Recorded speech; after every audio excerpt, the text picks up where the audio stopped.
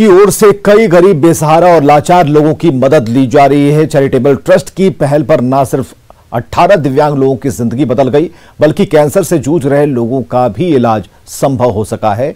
कभी सबसे बड़े राजघरानों में शुमार दरभंगा महाराज के वंशज कामेश्वर सिंह चैरिटेबल ट्रस्ट चला रहे हैं और ऐसे गरीबों की मदद कर रहे हैं।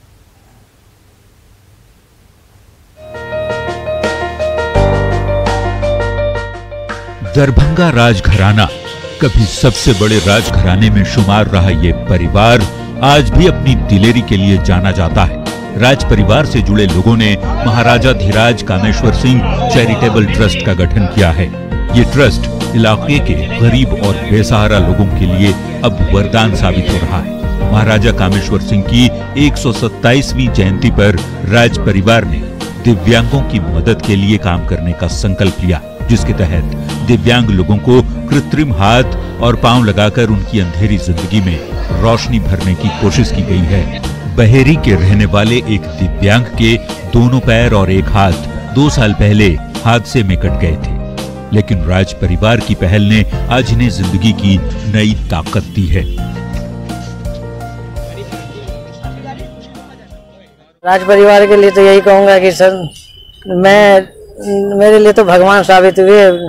ऐसे ही गरीब असहाय के विकलांग की मदद करते रहे। कामेश्वर सिंह चैरिटेबल ट्रस्ट के द्वारा दिव्यांगों के लिए आर्टिफिशियल लिम्स का वितरण हो रहा है। ये तीसरा चरण है। इसमें आर्टिफिशियल हैंड है, कृत्रिम पैर है, और ट्राइसाइकिल है, कैलिपर है, हेयरिंग एड आदि का वितरण हो रहा है। और आगे भी हमारे ट्रस्ट के द्वारा जो भी जरूरतमंद होंगे या जो नीडी होंगे उनको दिया जाएगा। एक हेल्पलाइन नंबर है जिसके द्वारा कोई भी कांटेक्ट कर सके जो नीडी।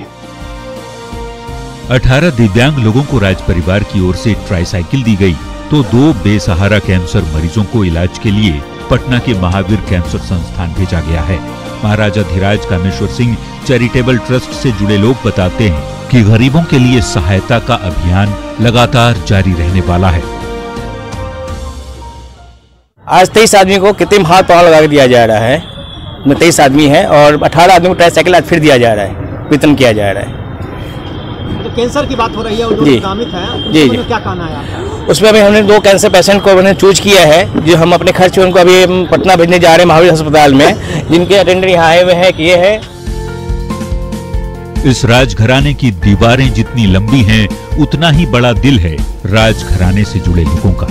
तभी तो महाराजा कामेश्वर सिंह के वंशजों ने राजे रजवाड़ों की अपनी परंपरा को आगे बढ़ाने का काम किया है और उन गरीब लाचार लोगों की मदद का बीड़ा उठाया है जो अपनी जिंदगी से नाउम्मीद हो चुके थे।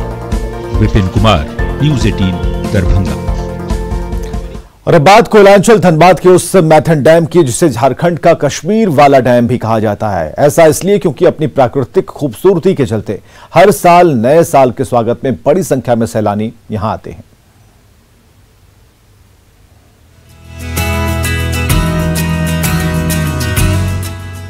ये नजारा गोवा का नहीं, कश्मीर का नहीं, या फिर किसी समुद्री तट का भी नहीं है। बोटिंग का ये खूबसूरत नजारा है धनबाद के मैथन डैम का, उस डैम का जहां हर साल हजारों की संख्या में पर्यटक आते हैं। मैथन डैम धनबाद के कोयला शहर से लगभग 48 किलोमीटर दूर है। अंडरग्राउंड पावर स्टेशन वाला ये बांध पूरे दक्षिण पूर्व एशिया में अनोखा है। जिस झील पर ये बांध बनाया गया है वो लगभग 65 वर्ग किलोमीटर से अधिक इलाके में फैला हुआ है। तभी तो यहाँ आने वाले पर्यटक भी जमकर इस डैम में नौकायन का लुत्फ उठाते हैं। यहाँ के हम लोग को बहुत अच्छा लगा। हम लोग मैथन डैम आए घूमने के लिए। अभी जस्ट हम लोग तुरंत बोटिंग करके निकले हैं बाहर, और बोटिंग करने में जो सुरक्षा इंतजाम है यहाँ का 1 नंबर है। Maithon is the best, Maithon सबसे बेस्ट डैम है यहाँ का अभी तक झारखंड का।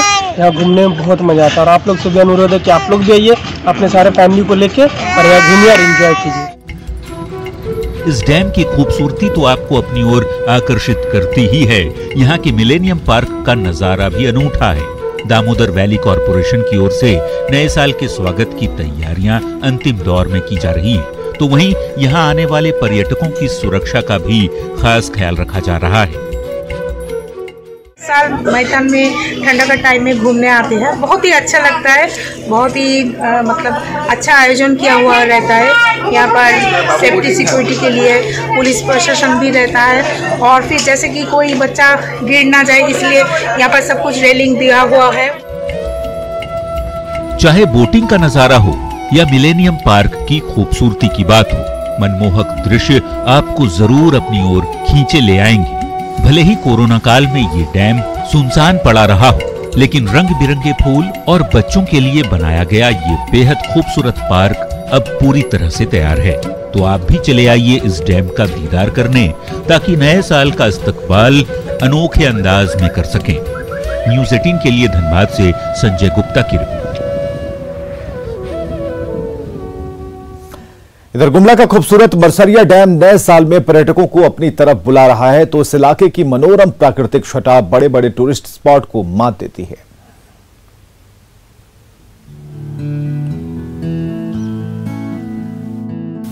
चारों ओर ऊंचे ऊंचे पहाड़, मंद मंद बहती हवा और बीच में कलकल करता पानी।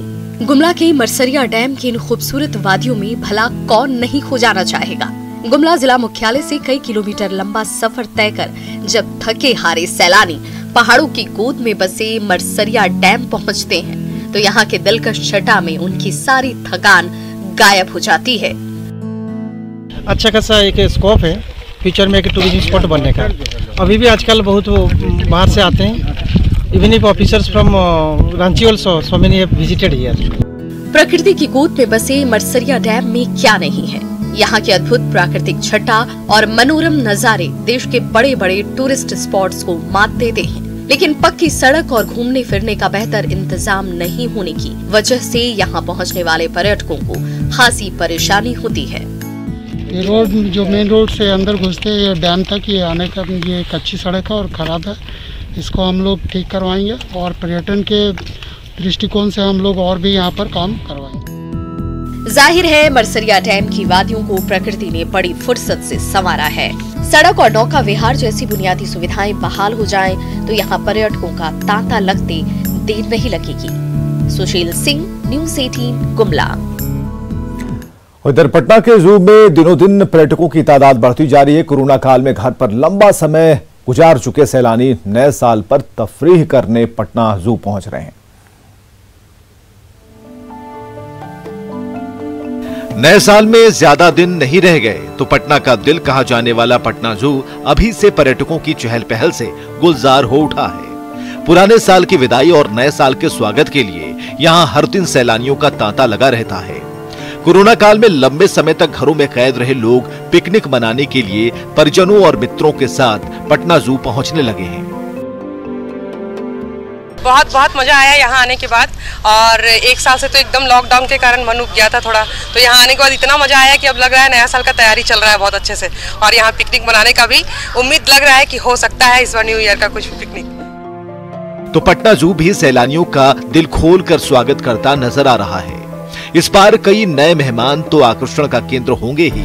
3D थिएटर में भी आप बेहद शानदार अनुभव कर पाएंगे, जहां नई तकनीक की मदद से जंगली जानवरों को देखने और जानने का आपका नजरिया बदल जाएगा। तो लंबे समय बाद घर से निकले पटना वासियों में सेल्फी लेने की भी होड़ मची है। जैसे 2020 जा रहा हम लोग का इतना बुरा गया, आप लोग सबका गया होगा कोरोना वायरस के चक्कर में। उसके बाद फिर ऑनलाइन क्लासेस और फिर एग्जाम डायरेक्टली, तो मतलब थोड़ा मूड फ्रेश करने के लिए हम लोग पटना जू ही आए, और पटना में तो पटना जू ही सबसे ज्यादा फेमस है।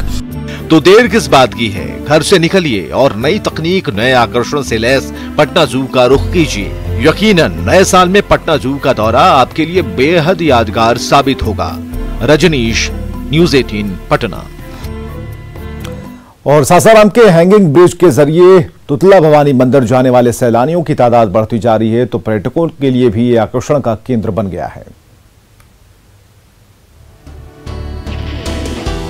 नीचे गहरी खाई और ऊपर इस झूलते ब्रिज पर चहलकदमी करते हुए जब कैमूर की दुर्गम पहाड़ों की तलहट्टी में स्थित तुतला भवानी मंदिर तक पहुंचेंगे, तो यकीन मानिए ये आपके लिए यादगार अनुभव साबित होगा। पर्यटन महकमे ने कैमूर पहाड़ी के बीचों बीच से मंदिर तक आने जाने के लिए हाल ही में ये शानदार झूला ब्रिज बनाया है। जिससे गुजरते हुए मंदिर तक आने जाने के लिए पर्यटकों का हुजूम उमड़ पड़ा है। पहली बार आए हैं, दिल्ली से आए हुए, क्या कहते हैं, सोचे वो घूम ले। बस तो मतलब कैसा लग रहा है यहाँ झूलने?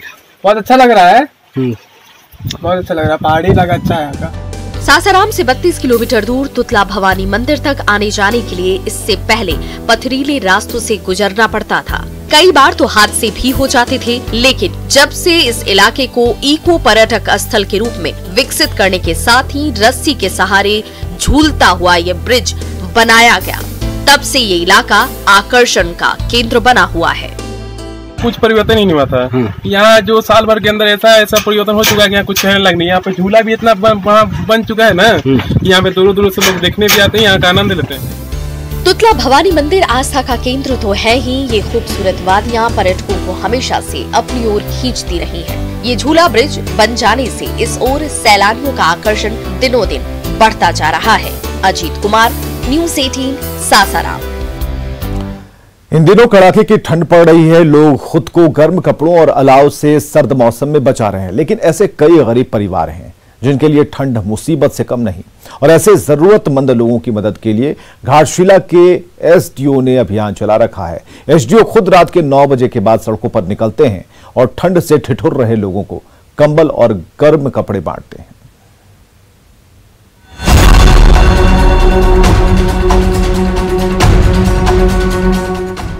इन दिनों कई इलाकों में कड़ाके की ठंड पड़ रही है।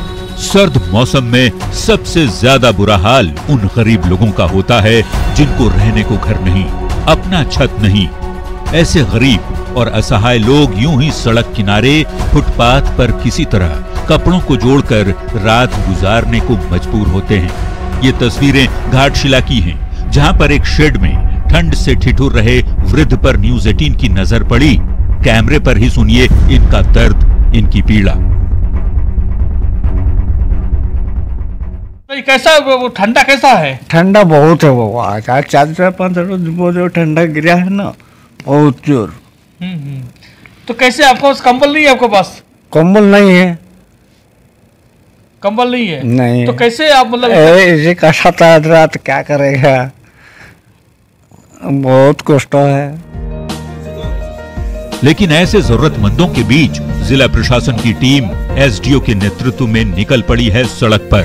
रात के 9 बजे के बाद घाटशिला के एसडीओ ऐसे ही हर दिन निकलते हैं विशेष अभियान पर और शहर के कई जगहों पर जहां गरीबों पर सर्द मौसम भारी पड़ रही है। घूम घूम के देख रहे हैं, किसी को जहां कोई मिल रहा है जरूरतमंद है, जैसे मैंने यहाँ देखा अभी गालूडी में, उसी तरह में रेलवे स्टेशन में, फुलडुंगरी के बस पड़ाव में और मऊ भंडार में। तो हम लोगों ने उस जरूरतमंद को देने की कोशिश कर रहे हैं ताकि वो ठंड से अपने आप को बचा पाए। सड़क हो, बस अड्डा हो या फिर अस्पताल, प्रशासन की टीम वहां जाकर मरीजों के परिजनों से भी मिलती है और उन तक गर्म कपड़े पहुंचाने की कोशिश की जाती है। आपको कंबल दिए हैं तो क्या कहना चाहते हैं? कंबल दिए, अच्छा है कि ये ठंड के बचाव के लिए हाँ। एसडीओ महोदय से जो हम लोगों को ये कंबल हमारे मरीजों को मिला है, उसके लिए मैं बहुत बहुत धन्यवाद एसडीओ साहब को और जिला प्रशासन को देती हूँ। तो सर्द मौसम में ठिठुरते गरीबों के लिए प्रशासन की ये छोटी सी पहल बहुत बड़ी राहत है। ऐसे गरीब और बेसहारा लोगों ने प्रशासन को धन्यवाद भले दिया हो, लेकिन जरूरत है गरीबों तक और ज्यादा से ज्यादा मदद पहुंचाने की, खासकर वृद्ध लोगों पर ध्यान दिए जाने की।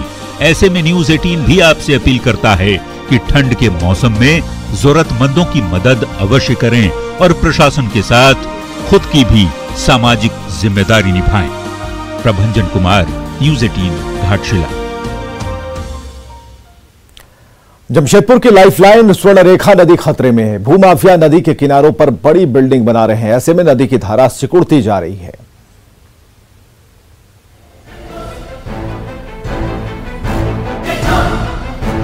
स्वर्णरेखा नदी की तलहटी में रातों रात फ्लाई ऐश का ये विशाल पहाड़ खड़ा हो गया है, तो उसके ठीक पीछे देखते ही देखते बड़ी बड़ी इमारतों का ढांचा तैयार हो गया है। मानसून के बाद जब स्वर्णरेखा नदी सिकुड़ जाती है तो उसके किनारे की ओर बड़ी बड़ी बिल्डिंग खड़ी करने के लिए भूमाफिया दिन रात एक कर देते हैं। लेकिन मानसून में अगले साल जब यही स्वर्ण रेखा उफान पर होगी तो कैसे हालात होंगे, कल्पना करने से डर लगता है। नदी भी सकरा होते जा रहा है और आसपास के जो मतलब नीचे स्तर के जो एरिया है उसमें पानी की जाएगी संभावना जी। और जो डस्ट है वो पानी के साथ में वो पूरा मतलब घाटशिला तक चल जाएगा, वो पानी पूरा।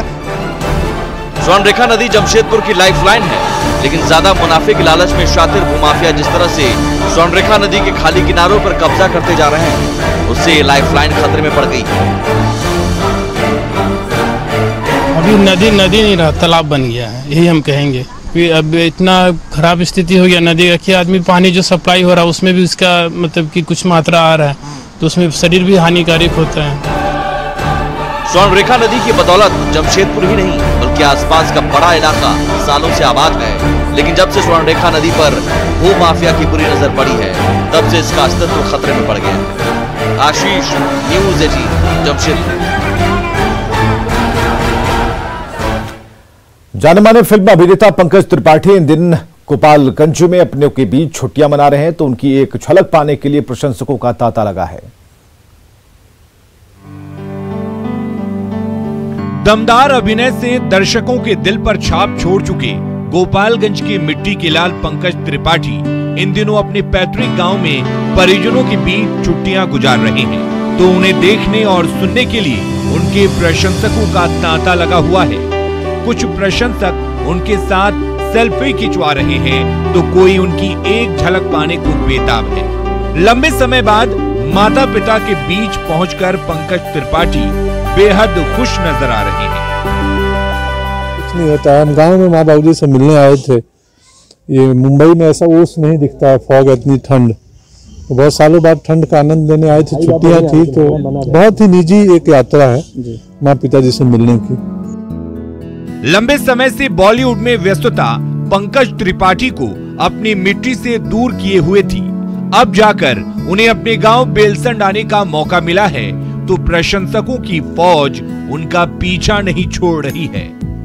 तो उस लिहाज से हमने जितना हो सकता है तस्वीर खिंचाए, प्रणाम किए सबको। क्या समाज जब किसी को एक्सेप्ट करता है तभी वो अभिनेता बनता है। तो ये वही दर्शक वर्ग हैं और हमारी प्रयास होती है कि हम दर्शक को सूझी दर्शक बनाएं, एक विद्वान दर्शक बनाएं। मुंबई में लंबे समय तक रहने के बावजूद पंकज त्रिपाठी को अपने गांव की आबोहवा बेहद रास आ रही है, तो माता पिता के आशीर्वाद के साथ साथ चाहने वालों का स्नेह भी भरपूर मिल रहा है। मुकेश कुमार, न्यूज़ 18, गोपालगंज। तस्वीर में कहानी है, कटिहार में बिक रही कोरोना डॉल की डिमांड इतनी बढ़ गई है कि ये विदेशी बार्बी डॉल को टक्कर देने में लगी है। तो लॉकडाउन में कारीगरों की मेहनत से तैयार ये मासूम गुड़िया का हर कोई दीवाना है। कोरोना का नाम सुनते ही बड़े बड़ों के पसीने छूट जाते हैं, लेकिन कोरोना डॉल बनी ये मासूम गुड़िया आपके चेहरे पर मुस्कान जरूर ला सकती है। कटिहार के फुटपाथ पर इन दिनों रंग बिरंगी कोरोना डॉल की दुकान सज गई है। किसी ने हरी झालर पहन रखी है, तो नारंगी और पीली ड्रेस में सजी धजी ये कोरोना डॉल आपका इंतजार कर रही है। ये कोरोना गुड़िया खामोश जरूर है, तो उसकी यही चुप्पी ग्राहकों को अपनी ओर खींच रही है। लोगों को भी संदेश मिल रहा है कि लॉकडाउन में अगर रोजगार छीन जाए तो विकल्प के तौर पर कुछ न कुछ करना चाहिए। अच्छा लग रहा है। पश्चिम बंगाल में कोरोना काल में जब लाखों कारीगरों की रोजी रोटी छिन गई, उस समय खाली समय में उन कारीगरों ने इस कोरोना डॉल को ऐसा रंग रूप दिया जिसकी बिक्री बंगाल से लेकर बिहार के शहरों में तेजी से बढ़ती जा रही है। 130। आप लोग कहाँ से है? बंगाल से? बंगाल से घूम घूम के पूरे बिहार में। हाँ हाँ। तो मुनाफा होता है, खर्च चल जाता है। हाँ हाँ। 2 सालों तक घर घर में राज करने वाली विदेशी बार्बी डॉल को टक्कर देने के लिए हाजिर है हमारी देसी कोरोना डॉल, जिसकी दुकान इन दिनों कटिहार की गली गली में सजी है। सुब्रत, न्यूज़ 18, कटिहार। तो खबरें लगातार जारी हैं, आप बने रहिए हमारे साथ।